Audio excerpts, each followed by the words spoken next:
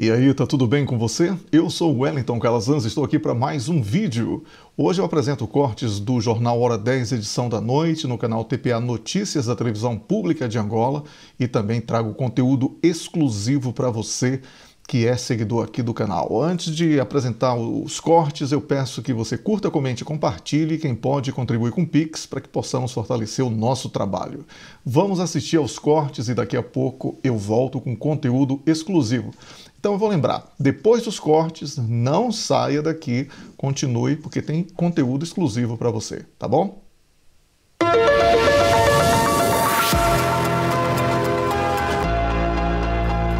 Seguimos agora para a atualidade internacional.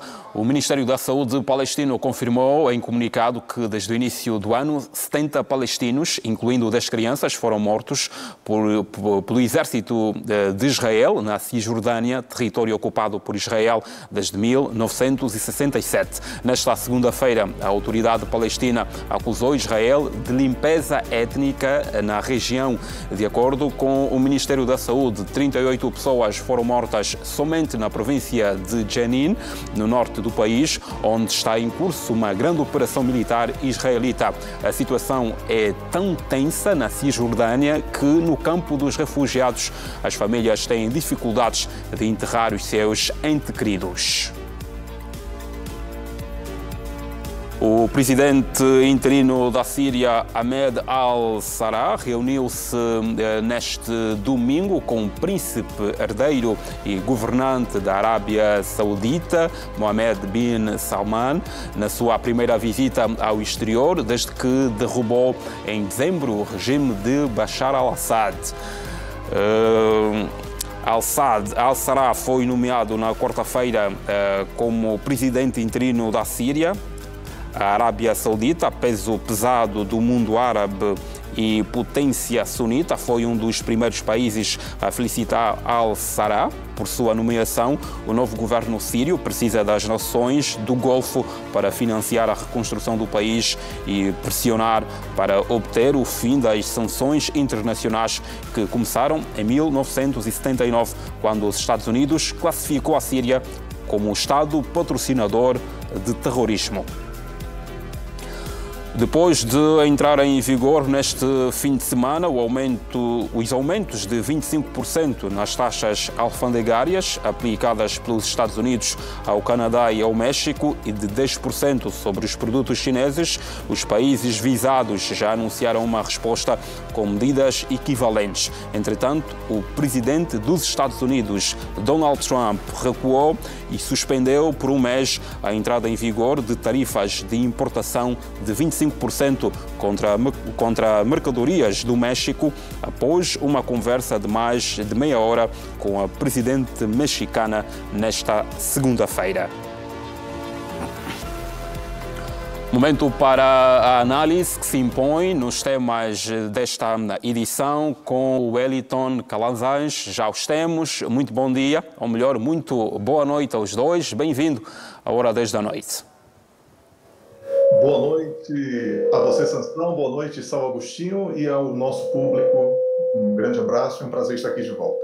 Wellington, na sua visão, o que é que se pode fazer para que, de alguma forma, se possa impedir esta contínua intervenção de Israel na Cisjordânia, particularmente em campos de refugiados? Eu faço eco aqui às palavras do Issal e, com isso, nós temos uma situação em que, se a comunidade internacional suspender o apoio, especialmente Estados Unidos da América, a Israel, não teremos mais o que falar sobre novas investidas de Israel nesta campanha de guerra contra o povo da Palestina. Isso é uma situação que ninguém pode discordar.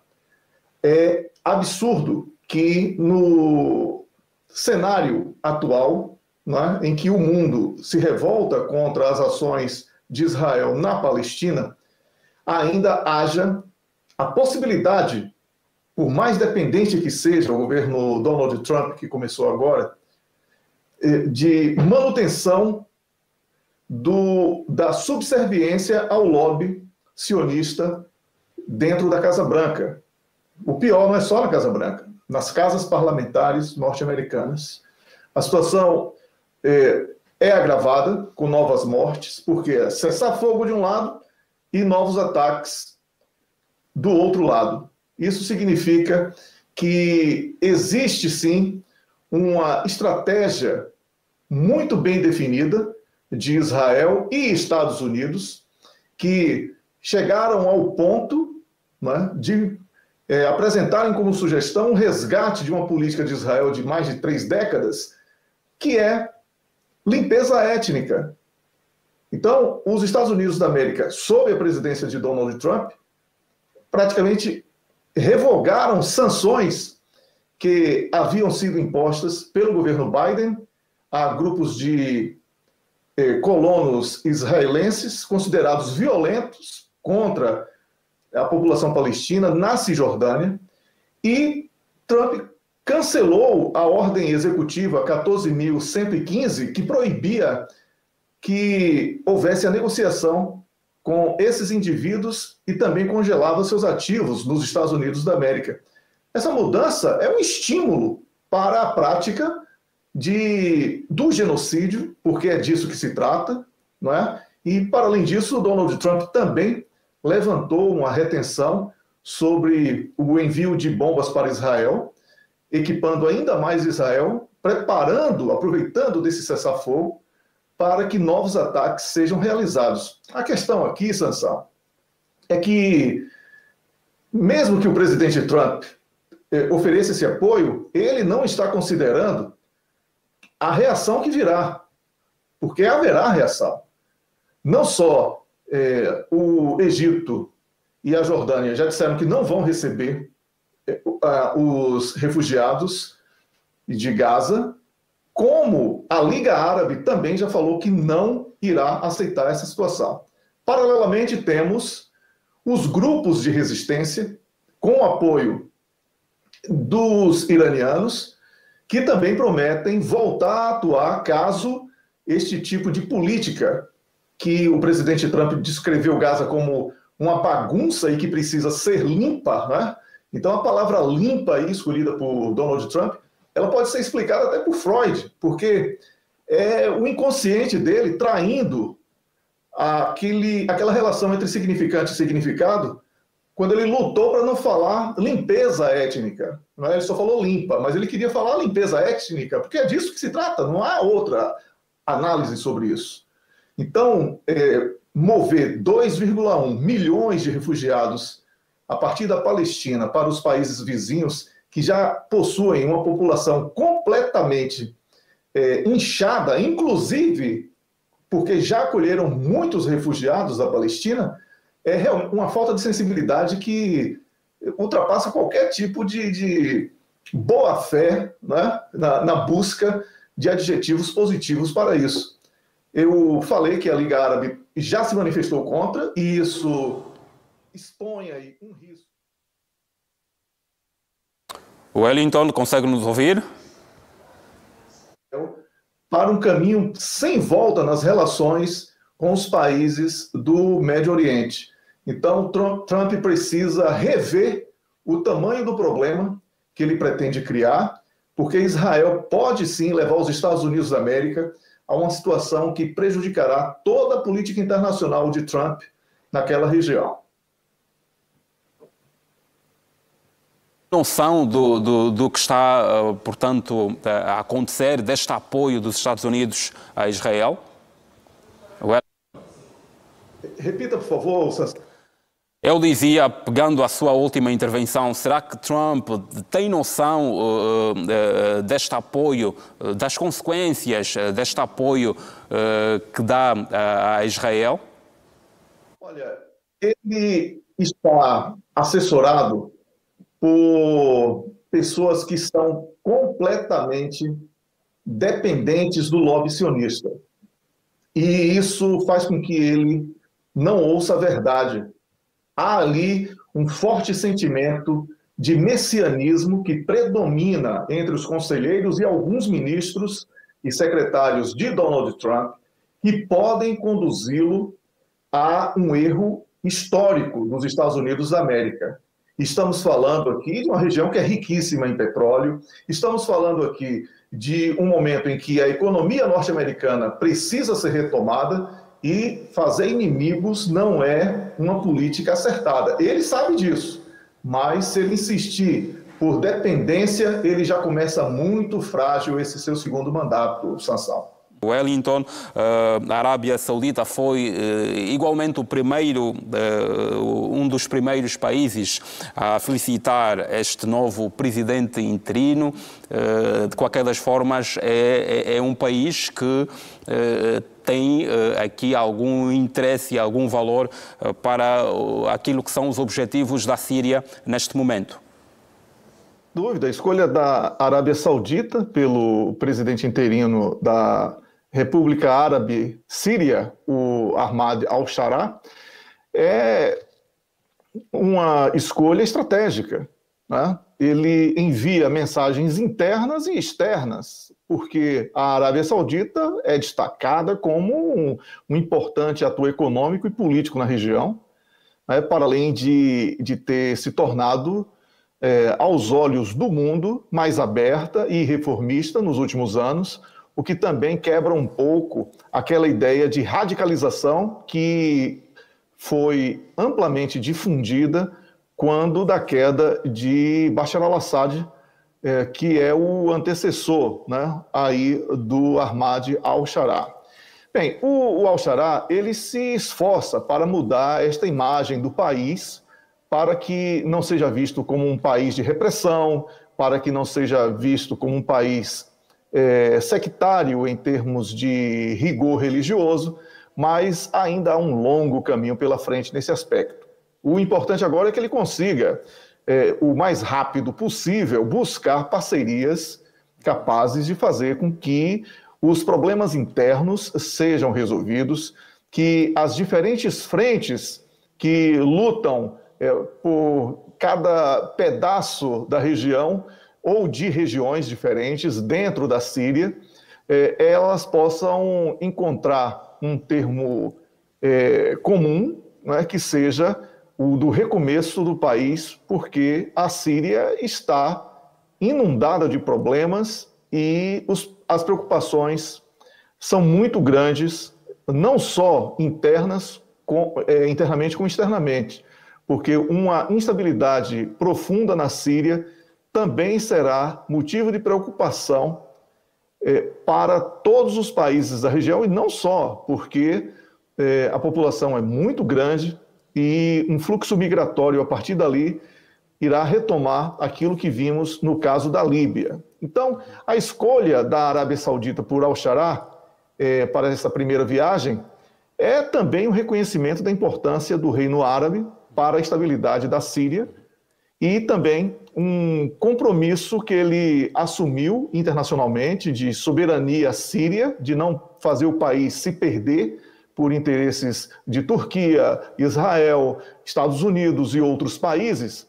E também essa visita simboliza um passo aí expressivo para as relações entre Damasco e Riad, não é? Assim como para a estabilidade no Médio Oriente como um todo. Agora, para concluir, Sansão, eu gostaria de dizer que al-Sharaa afirmou desejar também uma aproximação com a Rússia, algo que pode revelar muito sobre a ida de Bashar al-Assad e a família dele, na condição de exilados, para a Rússia.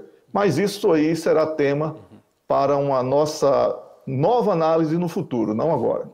Muito bem, mas por agora ainda consigo, Wellington, como é que descreve quem é de facto este Ahmed al-Sharaa que foi indicado como presidente interino da Síria?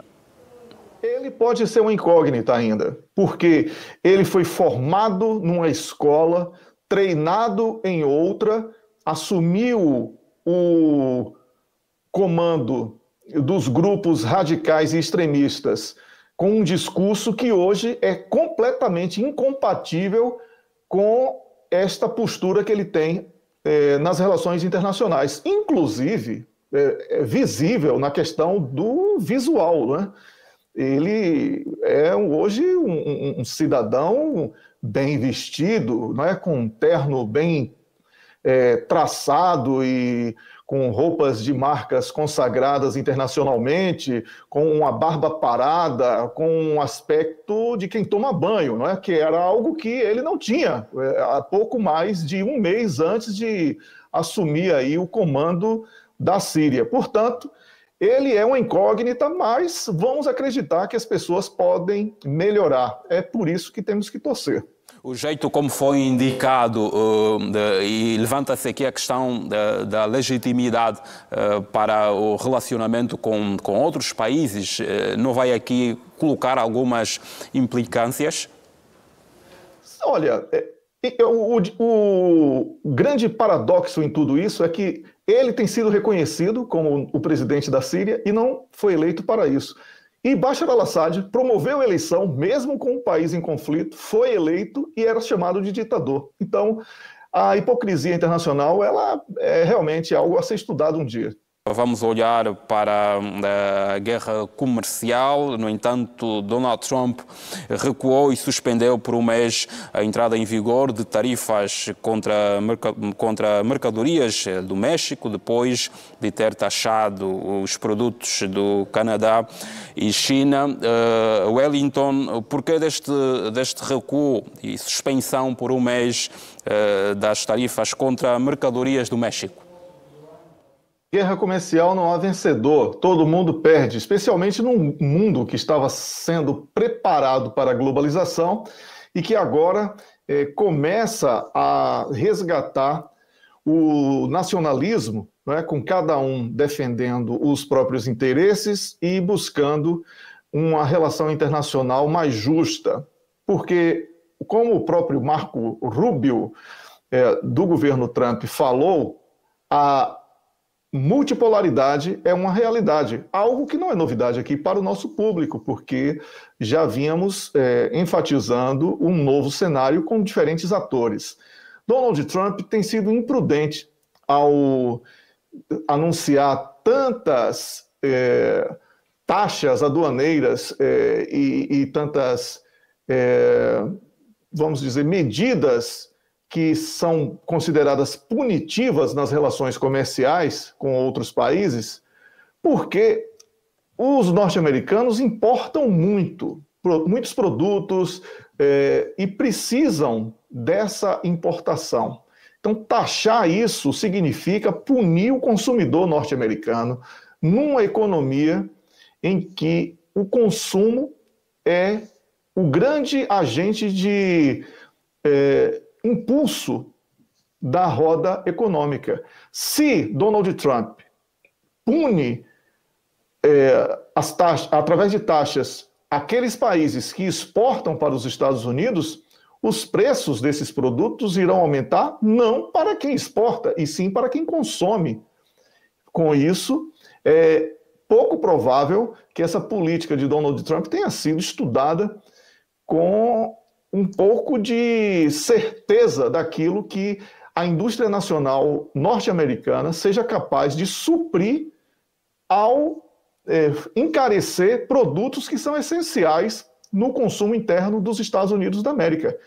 É muito complicado acreditar que isso não seja muito mais um teste que ele tem feito nas relações, não só comerciais, mas internacionais, para criar alguma barganha com os países, do que algo que ele realmente pensou, estudou e pesou aí causas e consequências. Por quê? Se ele recuou, por exemplo, com um mês com o México, é porque as consequências drásticas e negativas para os Estados Unidos da América, para o povo norte-americano, seriam imediatas. O mesmo vai ocorrer com o Canadá um pouco menos, mas o mesmo vai ocorrer com a China, porque é sempre importante lembrar que a indústria norte-americana praticamente migrou para a Ásia, em especial para a China, em busca de tarifas mais baixas, maior competitividade por causa da mão de obra mais barata, tudo isso há décadas. Então é algo que não vai ser mudado de uma hora para outra apenas taxando. Então, Donald Trump tem aí um grande desafio, que é tentar encontrar uma boa relação comercial internacional. Nisso ele é bom, ninguém pode negar, mas resolver os problemas internos da economia norte-americana. Aí, neste, ele vai encontrar sérias dificuldades com uma população endividada e com um país endividado. É isso, Sansão. Vamos ficar por aqui, agradecendo a presença do Wellington e até amanhã. Até amanhã, então. Boa noite, Sal, boa noite, Sansão, e a você assistindo. Amanhã estaremos juntos mais uma vez. Até lá.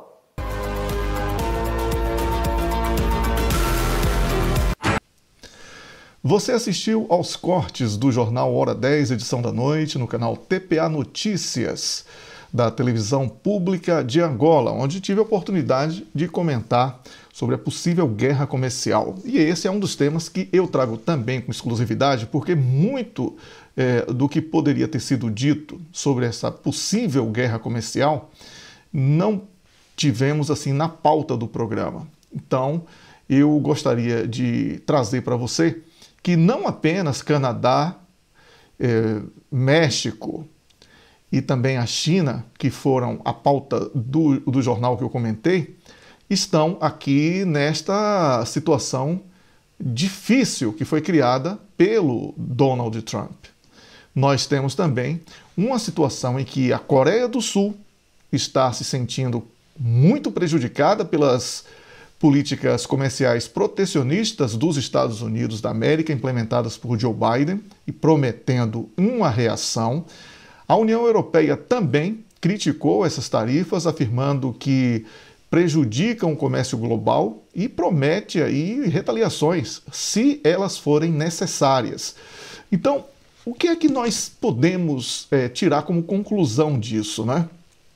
Essa coerção comercial, ela não irá resolver o problema da crise do fentanil dos Estados Unidos da América, como tem sido propagado por Donald Trump, para começar, e muito menos ela vai conter o problema da inflação nos Estados Unidos da América. Muito pelo contrário, já tenho falado, você que é seguidor aqui do meu canal sabe, eu tenho falado muito sobre isso. O que pode produzir é uma estagflação, que é economia estagnada com inflação. Aí o Donald Trump vai botar o povo norte-americano em péssimos lençóis. Nem são maus lençóis apenas, se isso for possível de ser dito, né? Então, vamos aguardar aí os próximos capítulos, porque o próprio Trump, como eu falei no comentário anterior, ele recuou na situação do México. Vamos ver se ele realmente está com essa gana toda por confusão. Um outro tema que eu quero trazer, e aí eu quero deixar muito claro, você que é bolsonarista e você que é petista, que não é aqui uma análise de governo de um ou de outro. Ponto. Dito isso, porque discutir sobre política do Brasil com essa bipolaridade fanática e burra é realmente muito difícil. Mas Paulo Guedes apareceu aí num vídeo amplamente difundido nas redes sociais, dizendo que os Estados Unidos da América têm mandado recados para a China de que se você pode fazer com Taiwan essa coisa de querer tomar conta de Taiwan, eu também posso fazer com o Panamá, eu também posso fazer com a Groenlândia. Ora, não é ignorância de Paulo Guedes, ele é muito bem informado, é má fé, ele é uma pessoa má. Não à toa tentou passar o Estado brasileiro para o nome dele e para as empresas que ele representa. Os Estados Unidos, e aquele canalha sabe disso, são signatários do acordo de uma só China. Isso significa que os norte-americanos reconhecem que Taiwan é parte da China. Agora, por uma questão de necessidade, porque é um império em declínio, o Paulo Guedes tenta esconder isso e transformar a China num país invasor de Taiwan, quando não é verdade isso. A Groenlândia pertence à Dinamarca, que é aqui ao lado da Suécia. E o Canal do Panamá, como o próprio nome sugere, pertence ao Panamá. Então, o que Donald Trump tenta fazer é uma nova investida para se apropriar de territórios, porque diante do declínio visível, A demonstração de força que ele tem buscado é através de expansão territorial contra países que, em tese, não têm condições de se defender. Então, Paulo Guedes, mais uma vez, para variar, não foi honesto na avaliação dele e ignorou essa importante informação de que os Estados Unidos da América são signatários do acordo de uma só China. Então, este era o segundo tema que eu queria trazer, com um complemento que eu até publiquei no meu X, que era o antigo Twitter. Eu falei que, como diria o imortal professor Luiz Alberto Muniz Bandeira, os Estados Unidos da América não cumprem acordos. Então, é por isso que é signatário do acordo de uma só China e não quer cumprir mais um acordo do qual é um dos coautores. Eu termino aqui o conteúdo exclusivo para você. Espero que você tenha gostado do conteúdo exclusivo e também dos cortes do Jornal Hora 10, edição da noite, do canal TPA Notícias, da televisão pública de Angola. Volto amanhã com mais vídeo, volto amanhã com mais conteúdo exclusivo. Eu peço mais uma vez que você curta, comente, compartilhe. Quem pode, contribui com Pix. Um grande abraço para você e até amanhã.